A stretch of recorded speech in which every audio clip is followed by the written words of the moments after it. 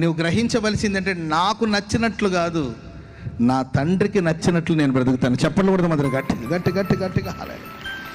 నీకు ఇష్టం వచ్చినట్లు దేవుని సన్నిధిలో నీకు ఇష్టం వచ్చినట్లు, నీకు మనసుకు వచ్చినట్లు, నీకు తోచినట్లు నువ్వు చేసేది కాదు ఆరాధన.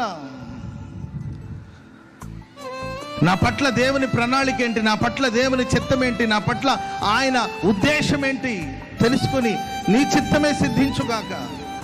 దేవా, ఈ విషయంలో నీ ప్రణాళిక నేను నెరవేరుస్తున్నానా, నీ చిత్తాన్ని నేను నెరవేరుస్తున్నానా, నీకు ఇష్టం వచ్చినట్లు నేను బ్రతుకుతున్నానా?